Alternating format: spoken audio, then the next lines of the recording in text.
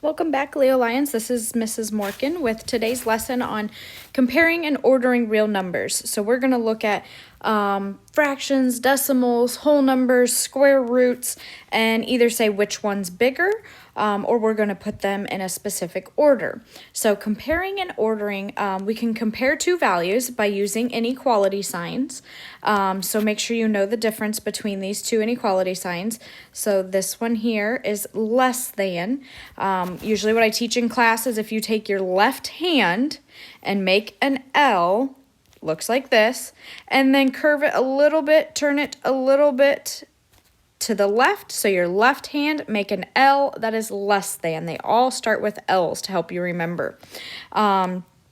So less than goes here, or then the opposite, and we always read math left to right, just like you do a book. So if we're reading from left to right, and the number first is bigger, well, remember, the inequality sign always eats the bigger number, so this would be a greater than sign. The first number would be greater than the second number.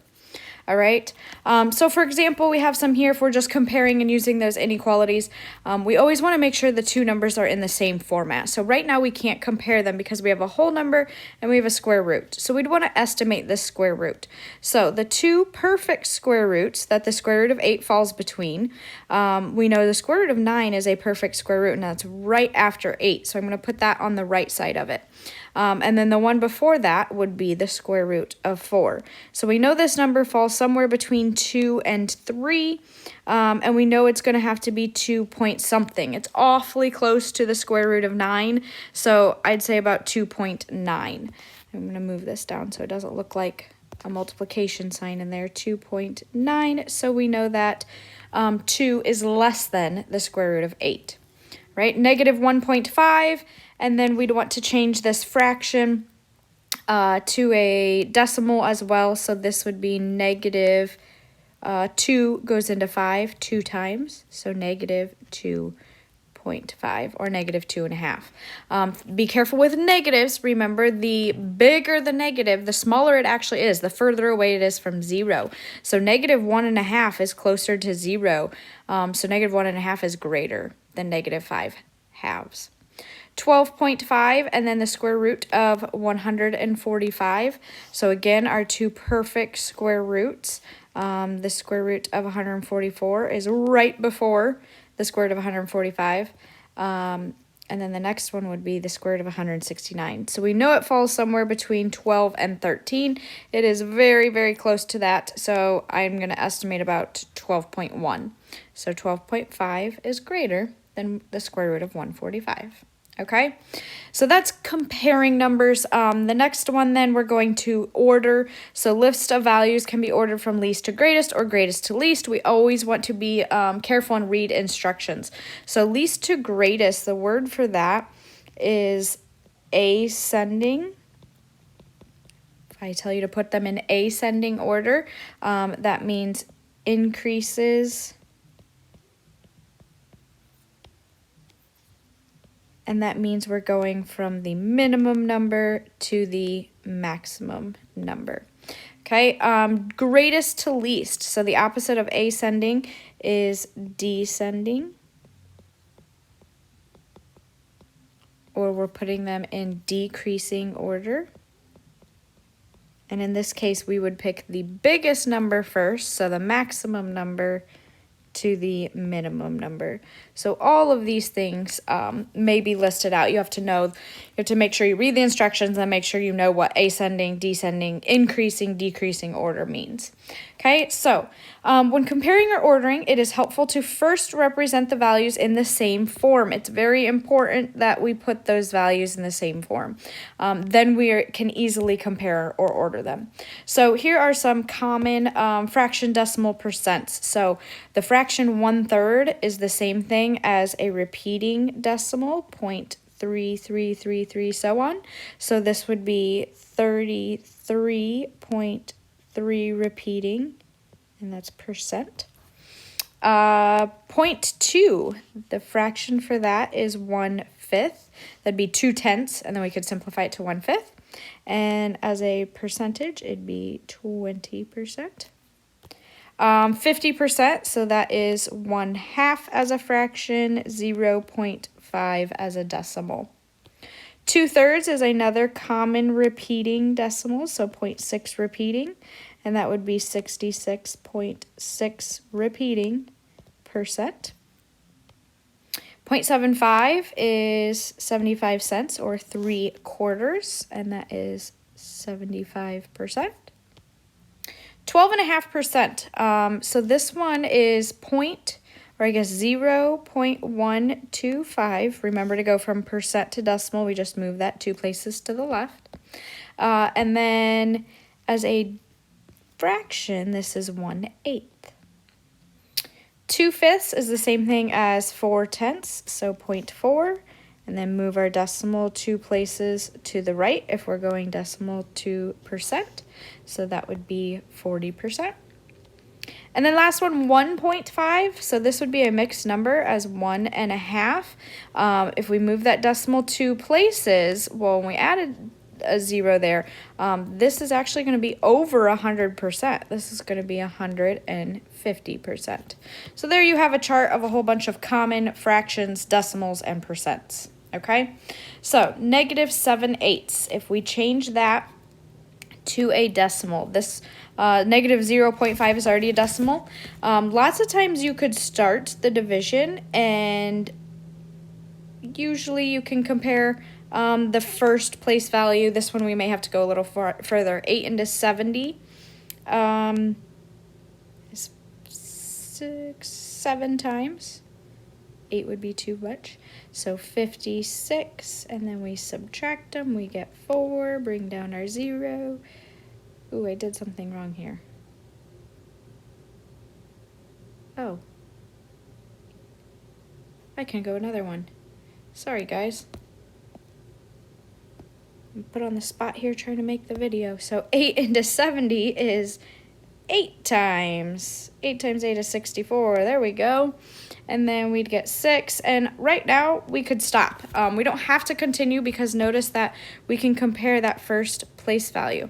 Now, be careful with negatives because if we're thinking about our number line, and we have 0, and then we go backwards to -1. Well, -0.5 is about right here, right in the middle. And then -7/8, -0.8 is going to be closer down here. So which one's closer to 0? The -0.5 is. So with negatives, you kind of have to think backwards. Think of your number line. All right, it's pi squared. So I'm just going to think about maybe 3.14. I'm rounding pi. There we go. And times that by 3.14. If you just take the 3 times 3, we know that's going to be about 9 point something. The square root of 50, we'd have to estimate. The square root of 49 is the perfect square in front of it. And then the square root of 64 is right after. So we know the square root of 50 has to be 7 point something. So again, if we're just comparing that first place value, 9 and 7, well, pi squared is going to be greater than square root of 50. Okay? -60%, -3/4. We have those up top there. -3/4 is -0.75. 60% is -0.6. Again, the bigger it is, the further it is from 0. So if we're comparing that first place value, 7 is bigger, but it's further away from 0. So we have to go the opposite. -60% is greater than -3/4. And last one, 5 plus the square root of 60, and then 4 plus the square root of 63. So let's estimate square root of 60. We've got the 2 on the sides are the square root of 49 and the square root of 64. So we know it has to be 7 point something. Again, I'm just approximating here. So 5 plus 7, we're about 12 point something. Okay.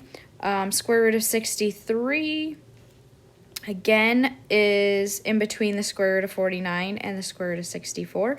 It is very, very close to that square root of 64. So we know that this is about 7 point, I'd say 9. It's very close there. So 4 plus 7.9, we're at about 11.9 something.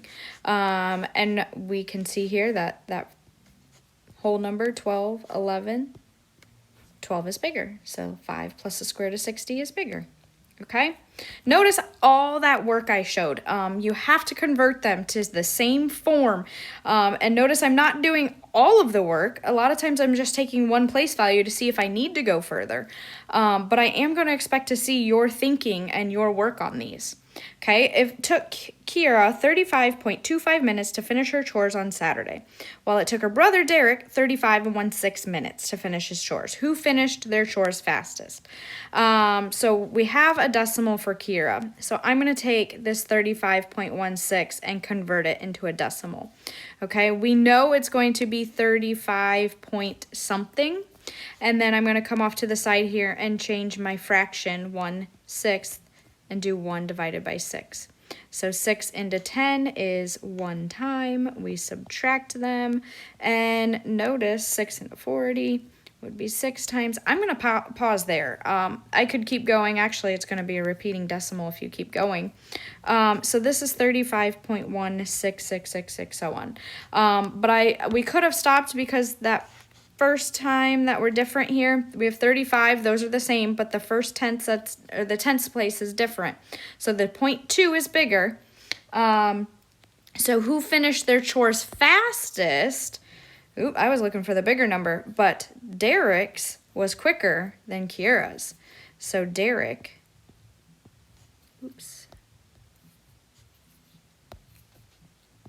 is our answer for this one. Okay? Make sure you showed all that work and understand why Derek was faster.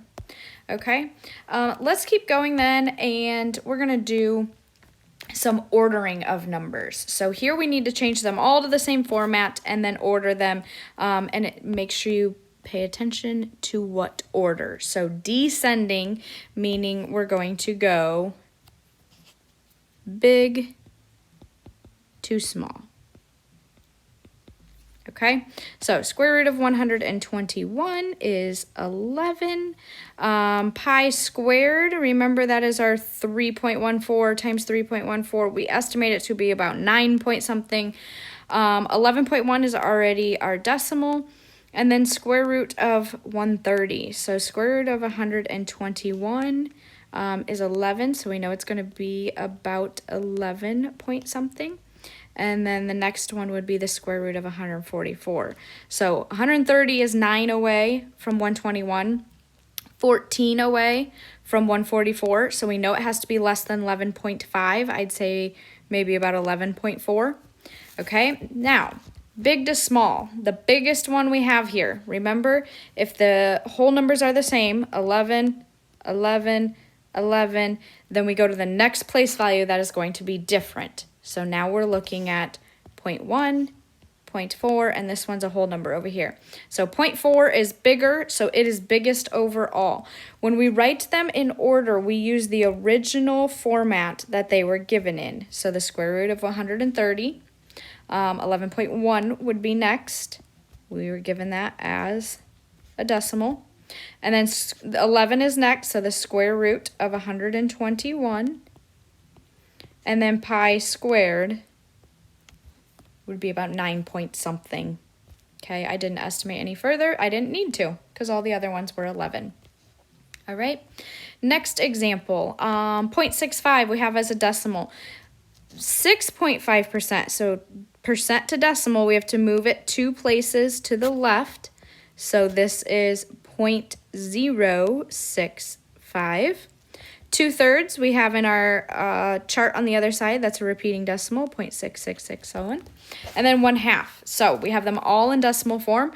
Now we are looking at increasing order. So that means small to big. So the smallest number we have. So let's look at just the tenth spot. So we have 0.6, we have 0.0, 0.6, and then, oh goodness, I forgot this last guy. That's a common one as well, 0.5 and 0.5. So the smallest of those is this 0.0. So 6.5% comes first. Then 0.5 would come next. So that was written as a fraction 1/2. Okay. 0.6, those have the same number in the tenth spot. So now we look at the next place value, 5, and then right here would be a 0 since there's nothing there. So the 0 is smaller than 5, so 2/3 comes next, and then 0.65. Oh, you know what? I'm wrong. We got to go back. I'm glad I caught it this time before you guys caught it in class. I told you guys there's a 0 there, but look, the 2/3 is repeating. I put a line on top there, so that means 6, 6, so on. So the 5 actually comes before the 6. So 0.65 and then 2/3. Good thing I caught that. Okay, so there's our final order there. I'm going to come back over here and show you. There's our final order. Okay, let's keep going. Now we're looking at negatives, so least to greatest in this one. So again, this is small to big. Now we really have to be careful because we're dealing with negatives. So this first one's already a decimal. This one, square root of 25 is 5, so that would come out to a perfect -5. -5 and 1/5, so -5 we learned on the other side, 1/5 is 2/10. And then this last one, 2 goes into 11 5 times, so we got -5. This would be -5, and then we'd have 1 left over, so -5.5 is -5.5, okay? Now, all of our first numbers, our whole numbers there, are all the same. So we have to go to the next place value. So we're looking at the tenths. We got 0. This one is also going to be 0 because it's a whole number. And then we have 2 and 5. So remember, the bigger the number, the smaller it actually is because we're dealing with negatives. So this 5 is actually going to be our smallest number. It's the furthest away from 0. Okay, and I wrote it as its original fraction form. Okay, next would be that 2. Okay, the bigger it is, the smaller it is away from 0. So -5 and 1/5. Then this next one, so they're both zeros, so we got to compare the next place value. So 2, and then again, we'd have another 0 here. So the 2 is bigger, so that one is next, -5.025. And then the last one is our negative square root of 25. There they are in least to greatest format. Okay, next one, ascending order. So remember, ascending means small to big. Let's change all of these. So 2/5 is the same thing as 4/10, so it's 0.4. I guess I skipped that first one there. 43%, remember, move your decimal twice, so that's 0.43. The last one is in decimal format. 3/7 I don't know off the top of my head. 3 divided by 7. 7 into 30 4 times. 28, subtract them. Bring down our 0. 7 into 20, 4 times. Sorry, 3 times. No, 7, 14. Sorry, 2 times. There we go, 14. Subtract them. We get 60. And I think we are going to have to go one more. Yep. 7 into 60 is 8 times. 56, and we'd have 40. And I'm going to pause there. So this one, we have 0.428. And it does keep going, but we have enough numbers that we can compare now. And then this last one is the 2 repeating on and on. So let's look at, they're all 0 point something. So we're going to look at the first place value, 4, 4, 4, and 4. So they're all the same. We got to keep going. Look at the next place value, 3. This one is going to have 0 there, 2, and 2. Remember, there's a 0. So the smallest of those numbers is the 0. So 0.4 comes first, or that was 2/5. Then our next one, our 2's are next. Since they both have 2, this last one and the second to last one, the 3/7 and the 0.4222, we're going to compare the next ones. Okay, the 2 is smaller, so overall this number is smaller. So 0.4 and the 2 repeats. Then we have to do that 3/7, and then the last one, the hundredths place was 3, so that was the biggest one, 43%. All right, a couple more, 5 1/2. First of all, we are going in decreasing, so we're switching up the order. Always pay attention. So now we're going big to small. 5 1/2 is 5.5. Square root of 26, so we know the square root of 25 is right before it. So I would estimate this to be about 5.1. 5.8 is already a decimal. 5 goes into 31 6 times, and then we have 1 left over. So that would be 6.2. So biggest to smallest, the whole numbers we have are 5, 5, 5, and 6. So the biggest one overall is 31/5. Then the 5's are all the same, so we'll have to go to that first place value. We have 5, 1, and 8. The 1 is the smallest, so it is the next smallest, square root of 26. Oh, you know what? We're going biggest to smallest. That one's not next. Biggest, so the biggest one is 8, so 5.8. I forgot, I was thinking least to greatest.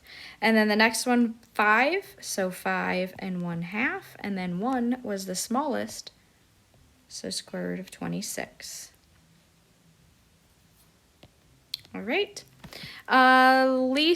greatest to least. So again, we are going big to small. So 3 goes into 28 9 times, and that would be 27, so we have 1 left over. So this is negative 9.33333, so on. Square root of 64 is a perfect square, so negative 8. Next one's already a decimal. And then negative 8 and 6/7, so 6 divided by 7. 7 goes into 68 times. And I think I can stop there. 7 into 40 is 5 times. But so far, let's see, we have negative 7, a negative 8, a negative 9.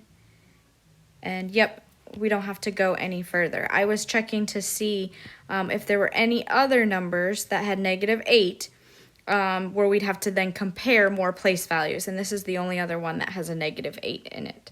So that's why I stopped, and we don't have to go any further. Okay, so let's take a look at the biggest. Remember, we're looking at negative numbers, and we're going big numbers. So we got to think the opposite. So the smallest negative there we have here, that's actually the biggest number because we're dealing with negatives. So look at our first place values, negative 9, negative 8, negative 7, negative 8. Which one is closest to 0? Well, that'd be negative 7. So that is our biggest number. Okay, then we're dealing with the negative 8s, so we then can look at the next place value. So we've got a 0.0 here, and then we have 0.8 here. So the next biggest number is actually going to be the smallest one we're looking at.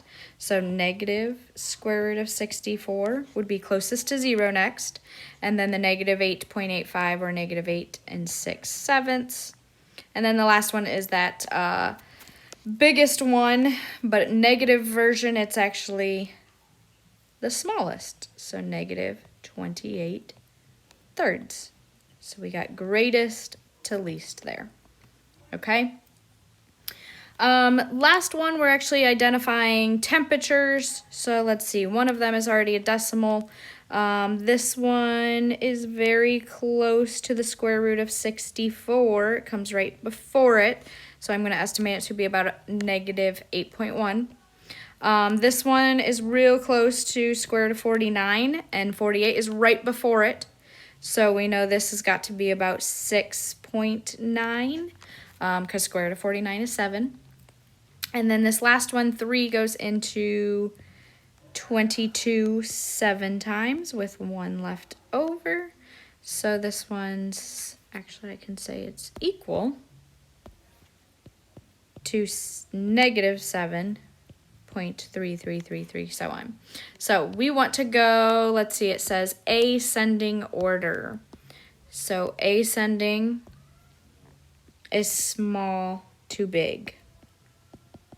So the smallest one, remember we're dealing with negatives here. So the smallest is the furthest one away from 0. So this negative 8.1, we're looking at just the whole numbers, 6, 8, 7, 7. But remember, smallest, furthest away from 0. So the negative 8 is the smallest. So that would be Icetown. Then negative 7 would come next. Then we've got 2 negative 7, so we got to look at tenths spot. The bigger one is 5, so that means it's furthest away from 0. So Shiverton is next. And then that other negative 7 one, so that was Little Flake.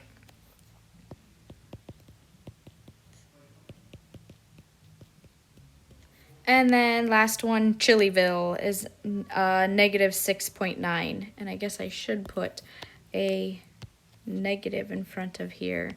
And so that is Chillyville. Okay?